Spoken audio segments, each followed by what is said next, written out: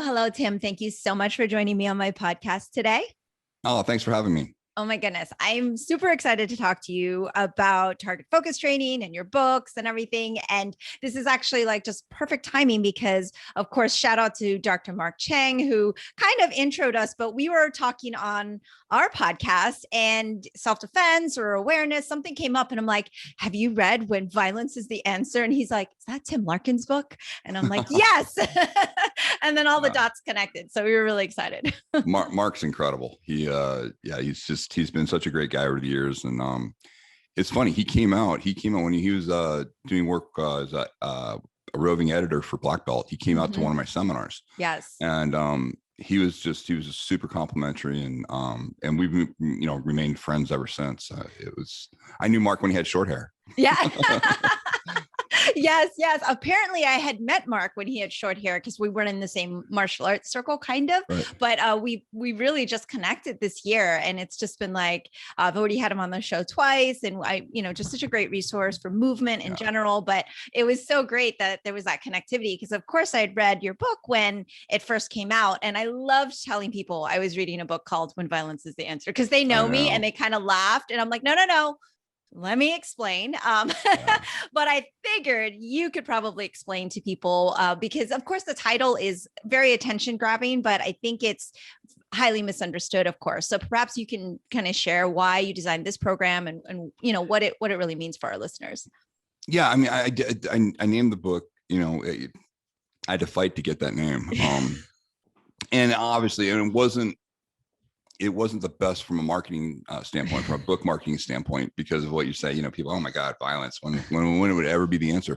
But the reason I use the term violence and I didn't use fight, or I didn't use some of the other terms that are out there, or self-defense or anything, is because truly what you do that ends up protecting yourself, or which gets determined to be self-defense, is violence, and it's a tool. And how you use the tool determines whether it was a justified use of the tool or it's a criminal use of the tool. And there's a lot of information on the criminal side, but there's very little information on the justified side. And that's really, to me, that's the most interesting answer, because violence cuts across all demographics. It doesn't care what your gender is. It doesn't care what your sexual preference is. Doesn't care what culture you're from. Doesn't care if you're rich, poor. Nobody gets a pass. And so it's a universal human tool that we all have available to us, but there's very good information on how we would ever use that tool and when would it ever be justified to use that tool, because most people can't even imagine that there would ever be a time where using violence in the way they think about it would ever be useful. Right. So that was my main reason for writing the book, was to basically tell people, like, listen, the tool itself is not the issue, how the tool is used. And unfortunately, most of the times we hear about the tool being used criminally, and and therefore we think, oh, there's no good information over here, and we dismiss it, and we actually are putting ourselves behind the power curve when we do that. Yeah. So one of the things I would love for you to dialogue with me about, because it was such a revelatory thing, the way you explained it in particular. Of course, being a lifelong martial artist, I have a lot of different philosophies and things like that. But this book really resonated with me on so many levels, because I feel like it really, fills kind of that bridge and that gap of what you just kind of explained. But one of the biggest takeaways is your explanation of social aggression versus asocial violence. And like you said, really getting people to understand, when you think of violence, you think something, right? It's like the first thing that pops into your head is usually not what it actually is. And so I would just love to kind of dialogue with you a little bit more about that. I think the best way probably to put it is most people want to respond to violence, or want to respond with violence in a situation where they don't need to. And then they want to talk, or they want to dialogue in a situation where violence is the only situation. And what do I mean by that? Some people are so hair triggered that if somebody takes their parking space or something like that, that's it, road rage incident, they're very quick to react to something like that. Whereas if it's the middle of the night and their door gets kicked in and there's four guys with, all in balaclavas and they're all armed, and they're coming in, what do we do? Well, who are you? What do you want? Why are you, we're going to talk to them now at that point. And clearly a situation like that is one that probably, if you can't get yourself out of there, you're going to have to respond with violence. It's a very determined, situation that way. So that's my education. Like, most people make the mistake of letting their ego get them into something that is purely by choice. The most recent example I gave on my, I have a YouTube channel, and mm-hmm. I do things, but the most recent one was really sad. Was a hockey coach, a girls hockey coach in Minnesota. And by all accounts, this guy was an amazing guy, just a great guy. He goes out to a bar one night, and during the COVID protocols, and apparently the urinals in the men's bathroom, they had there were socially distanced, so they would be taped up with plastic and stuff like that. Mm-hmm. Well, some guy came in. He was obviously drunk, and he was obviously very irate. He did not appreciate the COVID protocols. Rips the plastic off, uses the urinal, being very basic about it. Coach doesn't say anything to him. He's there at that point, but he was annoyed. The coach was really annoyed by this guy's behavior. So sure enough, as they're leaving, as the coach is leaving, he walks by the guy. Words are exchanged, and then the guy comes out, follows him outside. They get into it. They go back and forth. The guy that was kind of drunk and aggressive ends up pushing the coach. The coach ends up going down a flight of stairs and is killed. Wow. I look at it, and people are like, oh my God, this coach is never aggressive. I can't even imagine him saying, a harsh word to anybody. Yeah. But he allowed, it's not his fault. Don't get me wrong. I'm not saying that, but I'm saying this is what I hear this versions of this story all the time, where something completely avoidable, meaning there's no reason. Listen, the guy was irate. It's not his job. If security was there or something, or the owner of the establishment, if the guy was really that bad, they can take care of it. There was no threat to him at that point, other than the guy was annoying. Right. And he did a good job right up until he left. And as he was leaving, that's when he has the exchange. And then we don't understand these unintended consequences. And the idea is, once you put your hands on somebody, you have no idea how it's going to come out. Whatever your intentions were, I'm sure this guy had no intention of going out and murdering a coach. It wasn't, I think it was determined manslaughter.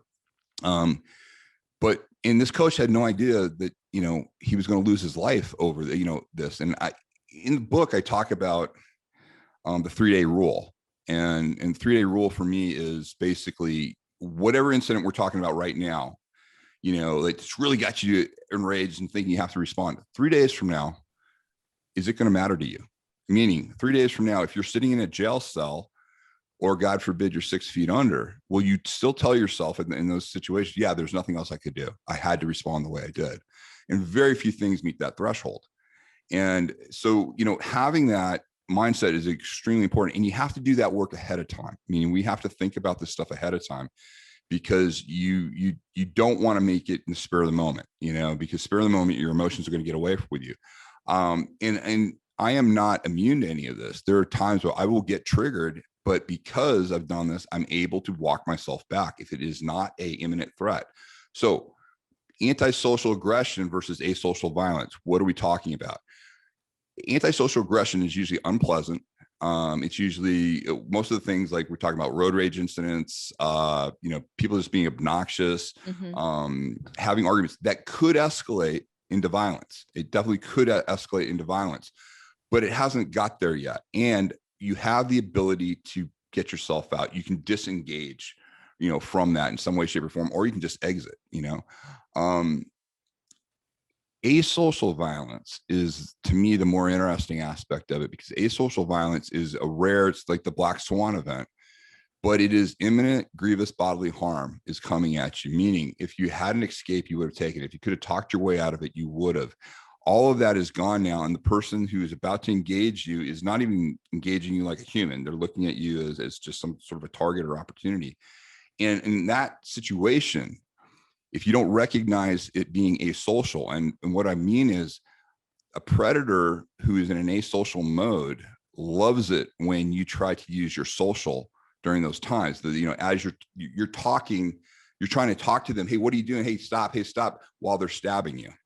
You know, you have to recognize those situations. And what's good about asocial is if you train correctly, you know, I think the greatest gift I've ever given clients is when they tell me, hey, I recognized it was getting asocial here and I was able to get out.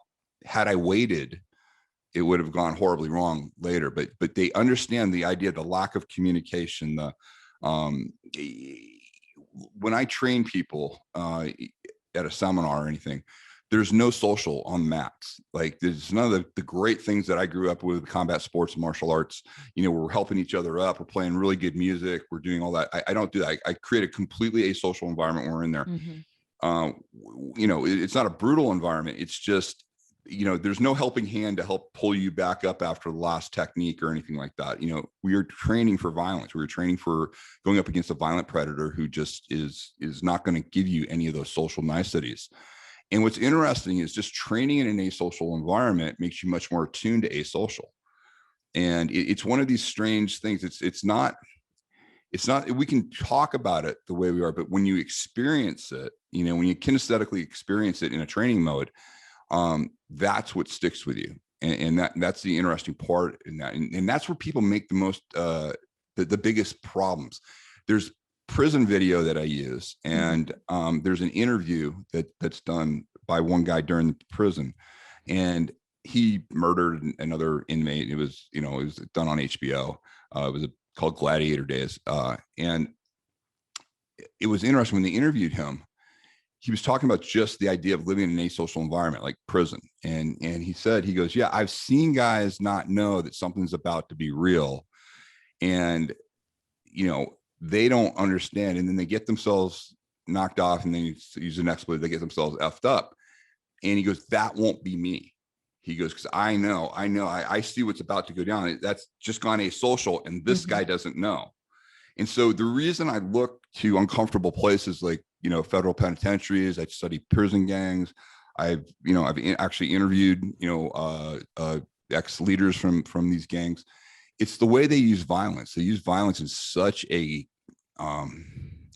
clean manner, meaning violence for them is currency. Yes. And when you have that dispassionate look at the subject, you can actually learn a hell of a lot that's useful to us. Because what we do is we get very emotional about it. We get very emotional about the story behind the violence, and most of the useful video that I have on teaching people about violence, unfortunately, it's a criminal use of the tool. Right.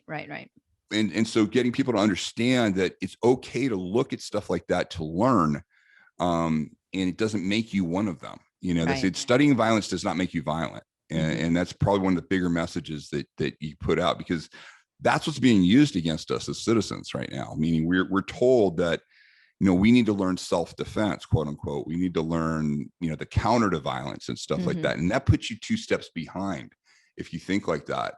What you want to do is you want to be on par with the worst of the worst as far as you look at the tool and using the tool. I'm not worried about my clients being justified in using the tool, because those are the type of people that seek out training. The criminals don't seek out training. They already know that. You know, that people say, oh, aren't you worried it'll get into the wrong, you know, to the wrong people? I go, no, the wrong people already have this information. Right. Okay. They don't talk about it our way. Yes. But they have it. Yeah. All right. There's a lot to unpack there. So rewinding a bit, like one is for where people are not using it in a asocial way, and they're like, that's like the typical scenario where you really, I think what you said was checking the ego is the main thing. I know you gave some great examples even of your own experiences where people were yelling at you in the car, and I think about people I know that have definitely fallen victim and have been very lucky to not end up in jail or worse, right? Like when we talk to a lot of, we you know, mentor a lot of youth and thing, we're always like, what's the worst case scenario, right? Like, what's the worst thing that could happen? And is it worth it? So I love your 3-day concept there, because I think that's the first thing, is recognizing that they're 2 separate situations. Like, do I need to engage in a fight because I'm irritated, or even if you're right? Like you said, like the hockey coach wasn't necessarily quote unquote wrong in like that guy was misbehaving, but it's not about right or wrong. It's more, what's the worst thing that could happen? There was a video where you said a lady was stopping somebody because maybe they cut the line. I can't remember what the scenario was, but Yes. then she ended up dead because the guy like lashed out, and neither of their days wanted to probably start that way. And it's ruined 2 lives, right? And more than 2 lives. It's all the family and friends. So I love that kind of breakout. And then the second thing to the piece to that is kind of the consequence issue of like, of really, really taking that step back to think about the consequence, because I think you really highlight very, very well how it's just not worth it, right? Like the consequence of, getting into like social aggression versus understanding that this is not life or death, right? I think that's really important. And now with the criminals, what I really liked was how you highlighted that they use that education. Like what I found was education is super important. And this is what we're talking about, like learning from your book, and how you explain what criminals do with that information and then what we can do with that information. So it's like you said, we're trying to level the playing field. So maybe you can expand on that part, since we were kind of segueing into it. Yeah, well, what was interesting was there's a couple of interviews that were done with leaders of some of the larger Persian gangs. Aryan Brotherhood was one of them, and then the other was was Mexican Mafia. And the two leaders, when they were interviewed separately, one was a law enforcement interview, the other one was for National Geographic, and they go through the lines. And what's interesting is the education that it takes to become a shot caller, the books that they are encouraged to read, things like 48 Laws of Power, Machiavelli's The Prince. They both studied anatomy, and they both studied psychology. Human nature was very important to them. Now they use it obviously because it gives them control, gives them power. What was interesting was all the books that were recommended were very similar to a special operations course that I took at JFK for young officers in North Carolina at the center when I was a young Spec Ops Intel officer. And we had the same list of books for the most part, except for one thing, and that was anatomy. We didn't study anatomy. Human anatomy, when it comes to your self-protection, is probably one of the things that you really want to understand, because it's funny. I was talking with another guy yesterday, and a very, very well-known guy in the industry. And he was funny. We were talking about the proliferation of the UFC and everything, and which is amazing. I'm here in Vegas, so I have a lot of friends that are in it, and I love it. But we were talking about the idea of, hey, how do you get across to people the difference between self-defense, outside of the ring and outside of competition and everything. And he goes, okay, Tim, he goes, you're watching the UFC. He goes, okay, let's put them in street clothes. Now we're going to take them in the bar. What would we call that if we saw that? And I said, well, basically it came to, and I go, you call it a fight. He goes, that's right. He goes, and guess what? There is no fighting in self-defense. He goes, you can't fight, meaning you can't be a willing participant. When you get out there, meaning two guys that get into a bar fight, that agree to get in a bar fight, that is not self-defense. That actually, they're both criminally liable at that point. And we have to, as citizens, we have to understand that critical difference, that, we are not there to fight at all. As a matter of fact, you better have, if it's video, there better be video of you saying, hey, trying to back away, trying to do everything, to prove that you were forced to act at that point. And I think that's a jarring thing for people when they don't understand that. They have fantasies oftentimes that, oh, well, I'm just gonna, I can just get into the fight right away. And they're imagining just a one-on-one type of a duel. They're not imagining all the other things that come into it when the real world's involved, meaning there could be people lurking in the background. There could be multiple attackers. There's going to be weapons, tools, things like that. There's going to be ramifications, even if you're successful, there could be ramifications, meaning not just with the law, but okay, who is this guy that you just do that? And who are his friends and who are his family? And did are there going to be ramifications now that you've done this? There's all sorts of things when you're looking at violence. The other thing that we're looking at is, if you don't look at the tool antiseptically, just cleanly, and know where to get your results, like females, when I train females, a guy like me, I'm 6'1", I'm 245 pounds. I've been doing this forever. I look the part, right? I'm going to tell her, hey, honey, this is what you do. Just do this really cool hip throw or something. I have to understand right away one thing. Anything that I'm about to show her, I better be able to do against somebody who is 3 times my size, 3 times my strength, and it better work on them, because that's what she faces every day. That's what women face when they're facing real violence and stuff. And you have to understand that. And therefore, you quickly come to the conclusion that injury to the human body is really the only thing that you'd focus on if your life is on the line. And that's male or female. I train males and females the exact same way, because the assumptions I make is that, number one, you're going to be facing multiple attackers. Those attackers are going to be bigger, faster, and stronger. And those attackers are going to be carrying weapons. And that's just a normal assumption we should make when we're talking about our everyday life being out there. And that's where we have to be very, very careful with how we look at the tool and how we train for it. And we really have to understand. And I don't mean to think you don't have to become a lawyer, and you don't have to really understand self-defense law. You just have to understand that, letting your ego get pulled into something where you can now be looking as a willing participant because of your actions, meaning you responded to the road rage with another attack, and somebody said, "Oh no, I saw her swerve towards him, or I saw her flip him off, or I saw her, flash her lights and do that," and then all of a sudden you're not the victim. You're seen as a willing participant on both sides. At certain times, it's these are things you have to understand, and that's why putting the book out, I try to put really clear definitions. The only time I would ever use violence is if I am completely and totally devoid of choice.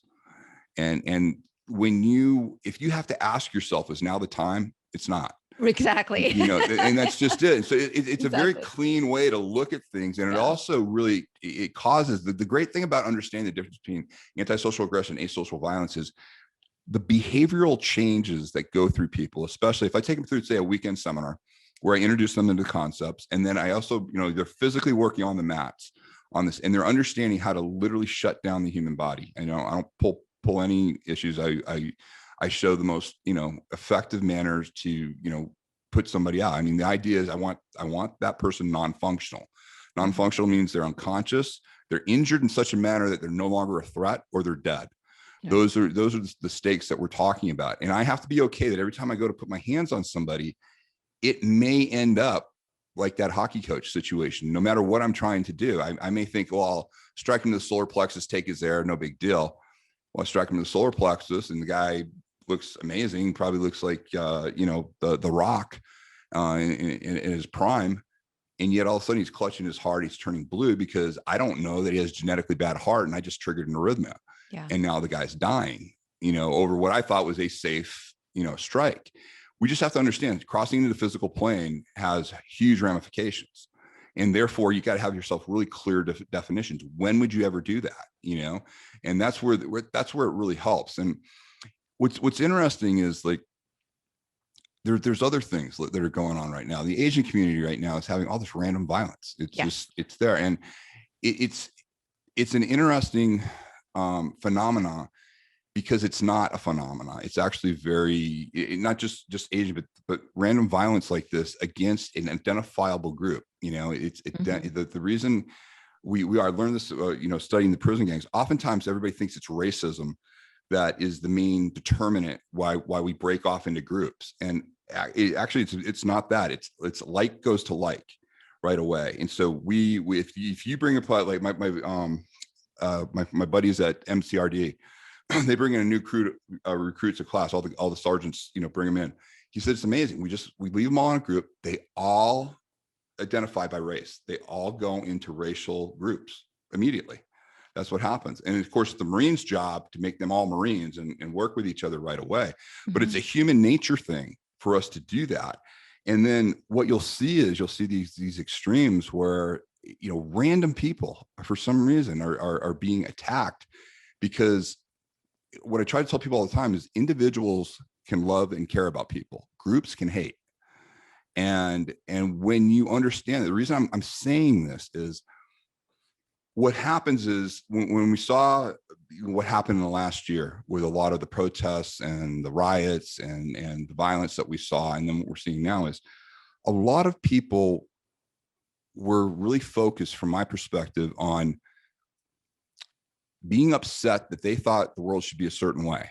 meaning they thought the world, I should be able to go out and protest and do this and have no ramifications, meaning nobody should attack me or do anything like that. I've had people do that, and that's very noble. I'm not saying you can't do that, but when you have to look at the realities of violence, you're willingly putting yourself in a situation where groupthink can happen.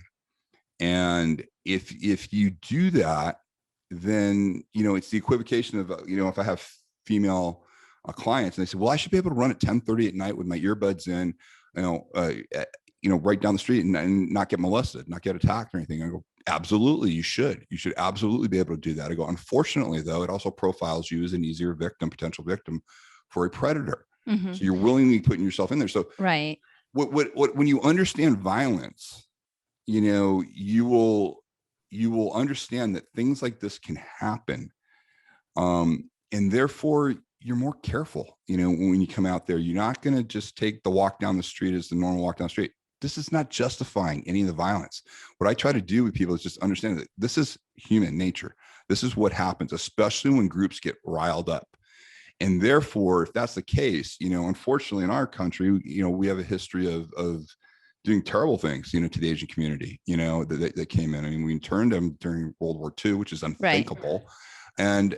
And you have that. And a lot of my Asian friends are, when we have these discussions, that it doesn't understand. I mean, the community as a whole, my wife is a deputy chief out here. And so one of the things she does with all the community policing, she has everybody on there. And we have a very strong Asian community out here.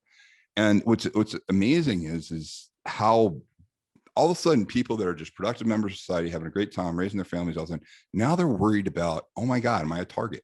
Is my kid a target? Is my daughter a target? Yeah. Things like that, and that's a very real visceral thing. Mm-hmm. And my response to that is not to hide, not to, listen, there's no justification for it, but let's be real. I'm going to do everything I can to protect my kids and my family from that, to include not participating in certain things that I normally would participate in, just because of the potentiality for violence. It makes no sense what's going on right now, but that's where understanding the tool, when you understand it, you can be more objective about it. You can still be enraged and you can still be really, it's absolutely unfair. It makes no sense. But if you understand how humans are and the potentiality for groups to just do this groupthink, my goal is, if you're a client of mine, you read my book, my goal is to give you the best information to protect yourself. It's not going to be the most convenient information, but we have to make those things. There are things that I don't do anymore that I used to enjoy. I used to enjoy going to, certain clubs and bars and stuff like that, but the potentiality just isn't worth it to me, behavior modification. Right. And so there's a few things there because and you're giving so much good information, but well, obviously I'm obviously very aware of being Asian American and being pretty much an activist in my community regarding like all of the issues that's happening. And, I'm in agreement with you in that we need to be more aware of what that is. And the frustration, I think, that in lies where we're just seeing specifically like elderly people being attacked, and it's so hard to be like, hey, get some training, or hey, obviously obviously, and I know that's not what you mean. I know that you're saying like we need to be able to identify, and I honestly, like, even watching some of your videos, you're like, you're going to get uncomfortable, and that's how I feel watching a lot of these videos. I don't watch a lot of the any of the violence videos that come out on social media, but one of the things during this time of like political, social tension, everybody is very tense. And one of the things I did actually as a member of the AAPI community was I partnered with law enforcement here, because I feel like I have a good rapport with the sheriff. He expressed that he wants to definitely hear our concerns and figure out what we can do. And so we did like a partnership of like safety information, like what you just said, like, well, unfortunately, you should be able to go walking around at 10 o'clock at night with your earbud, but that's just not the way it is. You have to have self-awareness, and you have to be able to know like where you should park your car, where it's bright, where you, and it's, yes, we shouldn't have to live that way, but it's also reality. And so one of the things I was hoping you could share, and I know you had a comment, but one of the things I wanted you to share is, because that was something that I did, and I wish I had reached out to you a little earlier, but I partnered with them, and there were, there's as you know, like law lines of them being allowed to give civilians certain training. And so I did like kind of a, if you're being verbally harassed type of thing, like let's step away so that we don't get into the antisocial aggression part. Like, so I kind of did like a, I don't want to use the word de-escalation because I am in no means an expert or anything like that, but ways to go, you know, let's like, try to always avoid, or if there's an elderly person, how can you intervene? Maybe you have better advice than even the little structure I put in. But the law enforcement side did very general, like safety tips and what they're going to look for. Obviously, call 911 is their number one thing. But and then on my side, like we partnered and did a webinar together on ways that just regular citizens can feel a little bit empowered. And as a martial artist, people always are like, "Hey, self-defense." I'm like, look, like unless you're like training for years and you're some sort of like, it's I try to be real with them that like this is like for health, this is for there's a lot of benefit, but I really liked your messaging. And if your life is at stake, then it's not about like it's about literally like heart, like hurting the other person so that you can survive the situation, basically, is kind of, I'm probably not as eloquent, but you know, but so maybe you could even share like that piece of it, which is how to avoid those antisocial aggression times, because I feel like more people are, you know, subject to that or are witnessing that, somebody like heckling or saying, I mean, and it does get racial because, you know, there are racial slurs being used, and that's when we define it as a hate crime. But you know, that's the type of stuff that I was hoping to kind of help the citizens with here with this webinar that I did with the law enforcement. And I was super curious as to like the advice that you give, even maybe your friends who are Asian and saying, hey, what if someone starts saying stuff to me in public? What should I do? I mean, just the overall thing that it's really disturbing for me is, listen, I'm not taking away from other communities and stuff, but I don't know why it seems like it seems like they give people a free pass on Asians for some reason. Like Asian community has to put up with a lot of just things that are absolutely irrational, you know, for this, that no other community would allow to happen, you know, like, and the media would be much more up in arms if the same things that are happening on a far more regular basis to the Asian community were happening to other groups that were there. I think that the thing that I got really, this is getting back to antisocial aggression. I would say what's been happening for quite some time with protests and everything is really a level of antisocial aggression, and people get sucked in. But I had like some of my more elderly clients, you know, get in touch. I literally say, I'm going to go to the protest this weekend. What do you think? You know, what should I do? Should I, you know, for preparation, what should I do? I go, well, number one, don't go to the protest. You know, don't do it. You know, you are, look what's been happening in some of these things. If this thing goes, say this was in New York, and the New York ones were just going, the violence was just all over the place during this time. And I get it. There's other ways to show your support, because especially if you're compromised, if you know, if you have, you know, a bad knee, or your wife is not as, you know, as healthy as you are, or something like that, the risk just isn't there. But people were they let their emotions get so taken away with this that they would just go do things and take risks that were, you know, unthinkable, you know, when they could, because they don't want to believe it's going to get as bad as it is. I think the shock factor for people that are used to violence or being violent, and me, I've been in so many other countries where, you know, riots and everything are that much, you know, more the norm.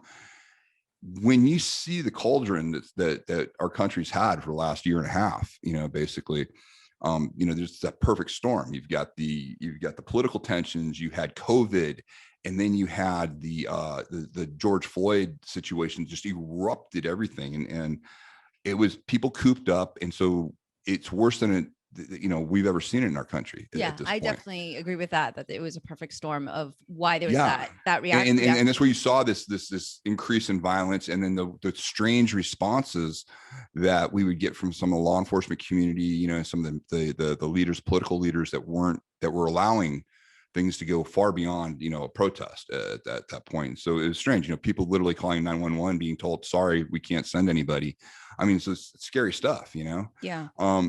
But I think what it is, people, I would never tell people, don't, you know, you have every right to go out and protest. You have every right to give your opinion. You have every right to share your outrage.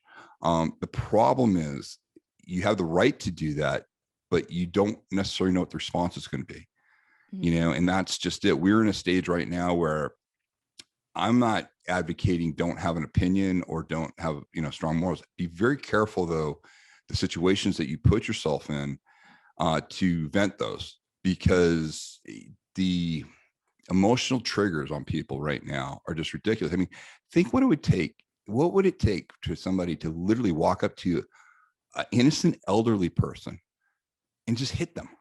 And just strike them outright. And these are young people doing this. Yeah, it's very frustrating. And it's just crazy. Yeah. So, I mean, obviously avoidance of scenarios that you don't have to put yourself in is always ideal. But like the scenario that, like, the questions I were getting, for example, for the webinars is like, what if I'm just in the grocery store shopping and then someone like snidely says something to you, and I'm like, just try to leave or go talk to an associate or go, but I'm like, maybe you have better tactics than I would, like, and like that person that kind of maybe wants to keep following you around and just like heckling, and maybe it's not violent initially, but like you said, it just takes like a little wrong look or one yell back or something. Like, are there like little tidbit things, like little pieces of advice that you have other than like leave the scenario? Because I mean, that was in a nutshell. I mean, it was a little more extensive, but leaving the scenario is there. There's also pattern interrupts you can do on people, where you introduce yourself.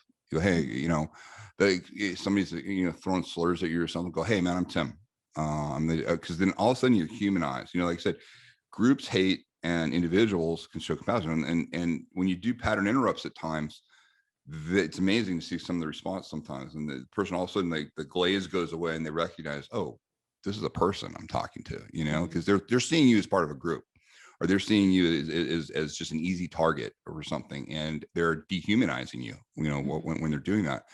So there's that aspect of it. It's dicey though. I mean, when you get into all this stuff, this is why having the last resort of knowing how to use a tool of violence is extremely important, because you may only have that one chance. And the good thing about the advantage that a weaker person or smaller person or an older person has is usually these people will give you an opportunity they wouldn't give somebody else, meaning they don't fear you because they don't think that you can do anything. And therefore they'll probably bring something very vulnerable close to you. And if you know how to take advantage of that, because that might be your one thing. I've had many elderly clients who've had situations where they were able to get that one shot and changed everything. Yeah. For them, they knew how to go after a part of the human body that shut the other person down, gave them enough time to either get away or they could finish up to the person till the person's non-functional. And had we put those two people in a ring and everybody said go, we know how it would have happened. Normally the younger, bigger, stronger person in that scenario would absolutely take out the other person. But in a scenario where we're talking about the world of violence, that is where some unlikely people are able to not only protect themselves, but, come out, unscathed at times, because they know how to use, that tool. And it's your fail safe, it's your last, it's violence really is your own personal nuclear weapon, and you should treat it as such, meaning, when you're devoid of choice is when you go to use that. And I would say in situations you're describing, you have to be very careful, because you're a hair's breadth away from it being that. And the problem is, if you think, especially if you are in that position, it's much better for you to strike first on a situation like that. And now legally, you're going to run into some issues if it's there. But for most people, especially if it's a younger, stronger, faster person, and you're there and they can say, hey, listen, this person was harassing, doing this, you're in fear for your life at that point. Yeah. And you can do it. Yeah. It's not a good scenario though. Like, I don't want anybody to think like, this is some magic talisman where I'm going to show you 3 or 4 points on the human body and everything's going to be okay. Right. And that's the problem, is always trying to get people to understand that. And that's why I really enjoyed your book and your methodology, because it's breaking the preconceived notion of what one thinks you're learning, quote unquote, when you're doing like a self-defense program, right? Like it's not that. And it's why I'm so fascinated by it. And one of the things I loved is your talking about going slow for precision. So people were imagining like your seminars is going to be this like boot camp, super Navy SEAL type training or, and I love when you talked about how just the reiteration of if you are ever going to like learn anything, like doing it slowly and that targeting. So maybe you can speak a little bit about that. Cause I feel like you're able to break down a lot of those preconceived notions. Like one, what violence is, like that's like check. I think we covered a lot of that today, but like, I think it's important that as people move forward into researching what they should be learning, how they should be thinking about it. One is obviously get Tim's books, but, and if you can, go see him in Las Vegas. And Mark's always like, we need to go to Vegas and go and hang out with Tim. I'm like, yeah, it's not close by, but that would be great. But obviously that's a great way. But I mean, like maybe you could talk about that going slow for precision and like kind of your methodology. Well, it's not, there's a great layman's book out.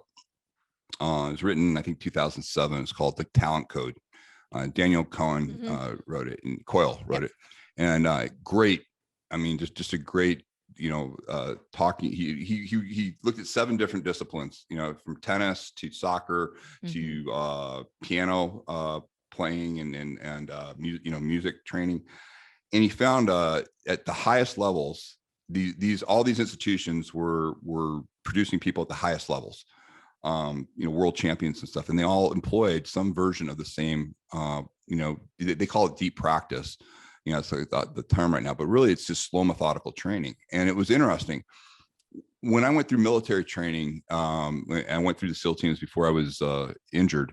When you're going through like basic underwater demolition school, what's really interesting is the first part of it is the part everybody sees where the guys are carrying the logs and they're just being tortured and everything's fast, hard, running and yelling. What's really interesting is when you go to the weapons and explosives phase, there's still that during the physical evolutions where there are no weapons or explosives around you. They're working you out. But as soon as you bring in anything lethal, anything come in, the instructors went from being these psychotic maniacs to calm, clear. Everything was, by the book, and speed was the last thing that was introduced. Meaning, at the very end of training, they literally take 3 different weapons. They put them into a box, they shake it up, they pour it down, and then you have a timed evolution of putting everything together, on that. But what they don't tell you is that's predicated by, days and weeks of slowly taking that weapon apart, putting everything together, getting down, and you work up to level. You earn your way to speed. And for some reason, when it comes to, combatives or hand-to-hand combat or martial arts, we throw that out the window we go for speed right away. We front load speed. And what's interesting is some of the better performers in combat sports, that was their secret weapon, was the slow, deliberate training to get everything right. So when I'm talking about these areas, you want to absolutely know if you're going to go for the throat, you want to make damn sure you're hitting the throat and you're not hitting the top of the sternum, and this whole idea of, fast and static and throwing stuff out there, it's causing chaos in the brain. Your brain's saying to yourself in an extreme circumstance, what do you want me to do? If you say, hey, capitulate, there's nothing you can do. Great. Brain says, great. Well, I know how to do that. I'll do that. If during our training, we sit there and we start identifying areas of the human body, and we practice taking 1 square inch of us, putting on that vulnerable 1 square inch of them with our body weight behind it, slowly and methodically at first, and getting used to that, everything's being registered by the brain at that point, and it's being registered accurately because you're going slow enough to see if you're off balance. You're going slow enough to see if you're actually striking the target where you're supposed to. And you're going slow enough that your partner can accurately model injury for you, so you know what success looks like, and they trust you because you're not going too fast where you could actually injure them. So it's kind of this really great way of learning. It's a cooperative rather than competitive effort, where you get to learn, somebody allows you to use their human body to go in the most vulnerable areas, and they trust you enough to where they'll let you actually get really good training out of it. And what's funny is people will only see, like, say, the first hour of me training somebody. All they do is slow training. It's very funny because I'll look at, like, I remember this one guy was giving me a hard time, and I looked at him teaching a beginner in his BJJ class, and he was going even slower than me on day one. on some of the stuff, slow technique, very basic, making sure the guy got there. I go, well, you do the same thing. You just, you think because you get into competition right away after 6 months of the person going, that it's there. Their ideas, somehow they think slow equals weak. And it's nothing. Firearms, that's all it was. And the mantra on firearms is, slow is smooth, smooth is fast, fast is deadly, and that's whole idea is that you want to be accurate and correct first. You want to front load with accuracy and correctness, and then you can add velocity after that. It's not that velocity doesn't have its place, but velocity without accuracy and correctness is just going to, that one shot that I told you about that you might have, you've now lost it. Now they know that you're going to fight back. Now they know you tried to injure them, but you bounced it off the top of the pec and you didn't get that reaction because you're trying for the throat. Mm-hmm. And now that was your one opportunity, and you weren't able to exploit it because your training protocols didn't really stress accuracy and correctness first. Yeah. And of course, with asocial violence, when you are fighting for your life, you really have that moment of opportunity. It's a pretty small window, I would say, right. From all the stuff that you've explained. And you have such an extensive list of credentials, and I will say that in the pre-roll, so everyone would have already heard all of the things you've done, from your military background to self-defense and martial arts. What area or what do you find most useful when developing this program? Because I know it took a lot of collaborative from everything that and then experience and everything. So when you went to go develop the target focused training and write all the books and everything, what would you say was like kind of the most important or useful thing for you to like really piece it all together? I would say probably any instructor that's out there too listening. We are not the norm. Mimi, you and I are not the norm when it comes to martial arts and combat sports or anything. Why? We take it to that crazy level. We liked it so much that we wanted to instruct and share the information, and we immerse ourselves in that.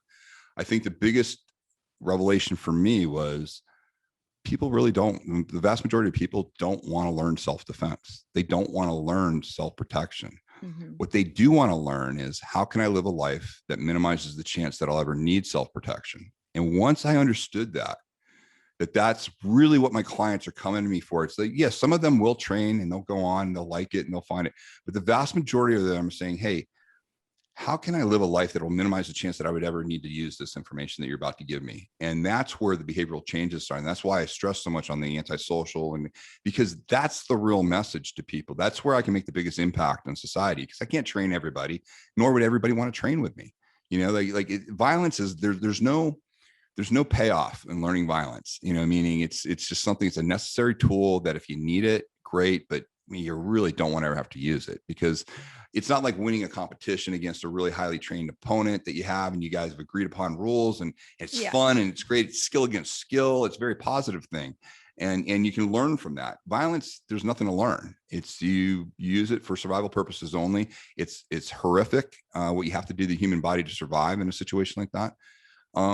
So when we put this thing together, the one thing that was interesting was we needed objective injury. We needed to understand what is objective injury. And we found where can we find useful information on that? And one of the first things this was developed originally at Naval Special Warfare Development, not development, at the Naval Special Warfare Command. And they had assets to sports. They had a whole sports medicine division they just put in. And they were able to help us with sports injury. And so what we found was, if you study sports injury, it's really useful data to start with. And the reason being is those injuries are caused by humans colliding with humans or humans colliding with the planet. And those are forces you and I can replicate. Mm-hmm. And so once we started doing that, we noticed there's about 70 areas of the human body that continually show up in the data. Some of those 70 areas have two areas, meaning, if you have one clavicle, you have two clavicles, mm-hmm. But you only count the clavicle once, even though there's two opportunities. So approximately 120, 140 areas of the human body where you can get some sort of response, either a nerve strike, a bone, or an organ that you're looking at. And then there's different ways to put trauma into those. You don't need to know all of them, unless you want to be like a freak like me and you geek out on it. But having a knowledge base of about 10 of them is really, really useful. And there are people that have made criminal careers, only knowing one or two, So it's not something where you have to overload yourself or you have to become a specialist in any way, shape, or form, but basic knowledge of the vulnerabilities of the human body, where no matter how much somebody works out, their throat's not going to get any stronger. Their cartilage, the eye is not going to get any stronger, to give obvious targets. The clavicle is one of the few bones on the human body that you and I can break with our bones. If you successfully break the clavicle, you've essentially taken away 25% of the available tools to the person, because the whole shoulder group drops and it's gonna be harder for them to breathe. And then oftentimes they'll take their hand and they'll immobilize their shoulder because they don't want the broken bone to be, circulating around. So you've essentially taken away 50% of their tools when you do stuff like that. And that's how you understand, you kind of antiseptically go through the body that way. And that's how we are. We talk about it in a very matter of fact way, like I'll show people, what the goal is and how you shut down the human body and how you starve the brain of blood. And ultimately that's what we're doing. We're really trying to switch off the central nervous system, because that's the real weapon everybody possesses. The tools don't operate if the brain isn't there. And so getting the brain to shut down in a violent encounter is your most, it's the goal that you need to have completely focused on. And the easiest way to get there is to have a really good understanding of basic anatomy and response to trauma in these areas. And so that's how we kind of did that. And it was great, because what's good about it is you see in the sports world, you'll see these objective injuries that come in that has nothing to do. And you have two highly committed athletes, normally not just in combat sports, but say in soccer or something, they're both going for the ball. One misses and takes out the other guy's ankle. This guy who was so focused on going after the ball, his whole world becomes that injury at that point, and that's where we stop. Like we always say, where injury ends the competition and it's the beginning of violence for us, so we watch things that stop competition is really where we as practitioners need to pay attention. What just happened? Because that was really effective. We're not condoning, we're not feeling, we're not being sadists, but we're trying to get our brain to only associate with the successful use of the tool of violence. And one of the more controversial things that I have people do is when they watch acts of violence, when we watch acts of violence, we try to see everything from the victim's perspective. How could the victim have done something different to avoid it? Whereas the more useful information is what worked. We're not condoning the act, but what we're doing, our brain is looking to identify, oh, that was effective. They did this, and this, and then, oh, look, that's where the injuries happened. What did they do? And that's how predators look at it. And that's what puts you on par with predators. I mean, I would challenge everybody that here's the podcast, take an uncomfortable test for 30 days. When you watch acts of violence, watch it from the perspective of what's effective and do that. It's going to be hard at first. And then after a while, you can be dispassionate and look at it without identifying. Oftentimes it's easier if you turn the sound off. Right. So his story. And this might sound really harsh to people, but you want to only condition yourself to see the successful use of the tool. You don't want to see yourself on the other end of it where things just don't work out for you. Yeah. So it's little things like this. Like I said, I take people in, I did in the book and obviously I do in training. I'm going to take you to some uncomfortable places because unfortunately that's where the best information is. Absolutely. But it doesn't make you a criminal. It doesn't make you one of them. Right. And it doesn't make you want to be more violent. I think there's a misconception there that, if I study this, suddenly I'm going to want to go out and start barf. Like that's the point of, that's why I've been trying to explain to people. I'm like, no, this is the point. Like, his book is so insightful because it actually does the reverse. Like if you understand it so much, like you said, I'll never need this, hopefully. Right. Right. But yeah, I think there's that misconception. It will make you more violent. Yeah. Right? And it's actually the opposite. It makes you more peaceful. Meaning, people I know that are the most competent, I have a lot of friends in the special operations community. When they're around, they're totally calm, great guys. They don't know it. I've got some female operatives that are just amazing. And same thing. They're great with my kids. They live life. They laugh. They have a great time because until they need the tool, they're going to have a great life. And what's funny is once you've taken care of, violence, when you don't know anything about violence and you fear violence, then that's the 800-pound gorilla in the room. Once you've faced that and you said, okay, I've looked into this, I know what this is. All of a sudden that worry is gone. Not that you're cavalier or you think you're some sort of a super, a super ninja or anything like that. It's that you just recognize, hey, I understand violence. It's kind of like I equate it to having the fire extinguisher in your house. You know how to use the fire extinguisher, it's there, but you're not constantly worried about a fire in your house. Until there is a fire, you're not going to bring that fire extinguisher out. And that's really what the tool of violence is. It's those that don't understand it, it's going to be a big problem for them. Those that do understand it, understand the ramifications of it, and they're able to live a life that's far more peaceful because they've already taken into account, how to use that survival information. Yeah. And, I know we have to wrap up soon, but I have one more really important question on one of the tactics that you were explaining in your book is from one of the principles of Jack Dempsey. And so if you don't mind, I want to know how I can use a 10-pound baby to take out a 200-pound person. Yeah, that struck me. That was amazing when I saw that. I think I was 11 years old. I'm trying to see if I had the book here. I get down to the book. I'll just give you folks a visual of it here. Yes, because I don't have it. But yeah, when I saw this as an 11-year-old kid, here it is. My husband's like, you have to ask him like how we can start throwing babies at people. So I saw this, and it shows basically a trucker walking, and it shows a baby falling out on top of a 200-pound guy. And Dempsey, the book is Championships Fighting.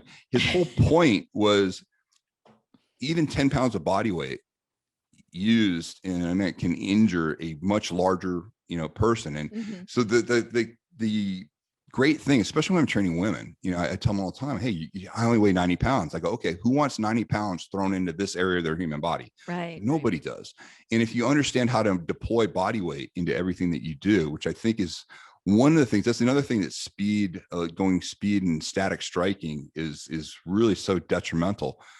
Especially for smaller people. Smaller people need to deploy everything into it, and they need to really understand how to get their body weight, to drop body weight into each shot. And it's not that hard. It's actually very easy to be able to do. I mean, there's the famous, the famous Bruce Lee, 2-inch punch or 3-inch punch that he does, and all he's doing is dropping body weight into it. If you watch how he does it, when he drops his whole body weight, it's that body weight going forward. We used to do it where we'd put our I put fingers on somebody, then I drop and I punch them, and they just go flying because of body weight. And body weight is something that we all carry around. And the great thing about body weight is the universe doesn't care if it's fat or muscle. It's just body weight. Right. And so we tell people you want to make sure that your belt buckle passes through wherever you're striking. So if I come in and I'm stepping in to strike somebody, I want my belt buckle to go through there, and I should be standing where that person was. And that means that I've dropped my body weight. I mean, there's more to it. Right. But obviously the force and it's the one thing that we all have, I mean, physics. I have twin daughters that are 7, and I'm already teaching them, little things. They don't know that's what I'm teaching them, but I'm already teaching them how to drop body weight and how to do things. And, they're surprised that their 10-year-old brother can sometimes fly off them when they use body weight. And you're like, yes, good. Yeah, this is what I want. Oh yeah. Yeah. It's my evil way of getting them. I'm pretty trained. Sure that, yes, I'm pretty sure they will be very prepared. But it's important. And that's just it. We don't listen, we're all going to be different, in our approach. I mean, I never had the luxury of going up against somebody smaller, slower, and weaker than me. I've always had some mutant if I've had to deal with something. So we all kind of face the same situation. Somebody sees us as prey. Somebody sees us as a potential victim, and that person is going to be very aggressive with us. And therefore our response, we want, the one thing we know we will always carry with us is our body weight. And if we know how to use that, in addition to where to put the information, if I can drop my body weight and also, really just get right into that cartilage of the throat, then I'm going to get a huge result doing that. And that's probably the one we call it. I call it body weight is basically your real concealed carry. You have it. They can't take it from you. Right. And if you know how to deploy it, it's an extremely effective weapon. Oh, 100%.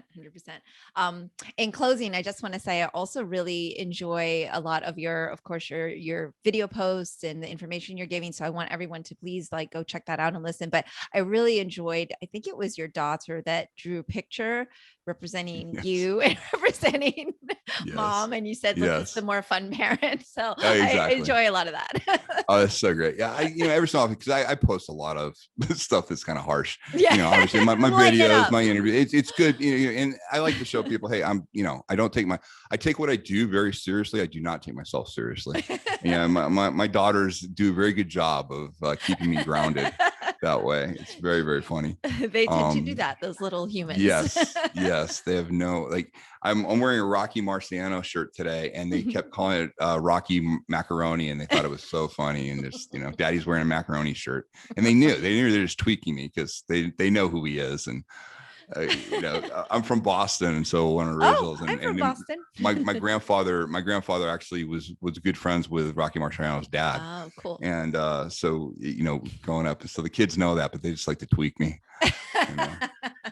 We all will have to have something to continuously ground us. It's important and make us laugh. Like laughter is so key, especially with such serious subject matter and things that we do need to hear, though. Like, I know that a lot of what we discuss and can be uncomfortable, but on this podcast, this is exactly what I always tell my listeners. Like, if it's uncomfortable, it probably needs to be discussed.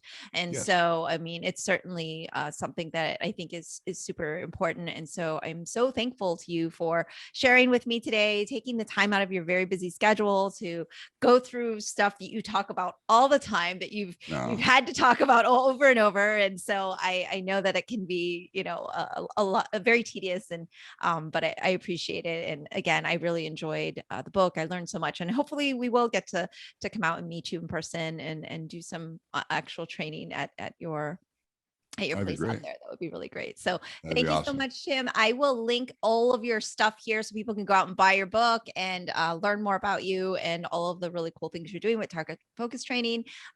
Everybody, Tim Larkin. Thank you. That's all for today's episode. Thanks for listening to the Sifu Mimi Chan Show. Please subscribe and rate my podcast on your platform of choice and leave a review. You can become a patron of the show at patreon.com/Sifu Mimi Chan to help keep this podcast going. Follow me and interact on social media at Sifu Mimi Chan on Instagram, Twitter, or Facebook.